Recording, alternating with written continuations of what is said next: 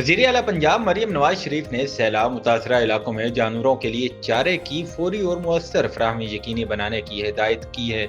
इतलात के मुताबिक सैलाब ज़्यादा इलाकों में चारे की कीमतों में इजाफे की शिकायत पर वजीर आला ने नोटिस लेते हुए कहा कि किसी सूरत मुतासरा आवाम और इनके मवेशियों को मुश्किलात में तनहा नहीं छोड़ा जाएगा। वजीर आला मरियम नवाज शरीफ ने मुतलका हुक्काम को हिदायत दी कि सैलाब ज़्यादा इजला में साइलेज, वंडा और दीगर चारे की बर वक्त फराहमी के लिए तमाम तर इंतजामी इकदाम किए जाएं ताकि मुतासरा किसान और माल मवेशी दोनों मुश्किलात से बच सकें। सूबाई वजीर लाइव स्टॉक आशिक हुसैन कुरमानी ने वजीर आला के सैलाब से मुतासरा जानवरों और रेस्क्यू ऑपरेशंस के बारे में ब्रीफिंग दी। ब्रीफिंग में बताया गया कि पंजाब भर में हालिया सैलाब से तकरीबन 47 लाख मवेशी मुतासर हुए हैं।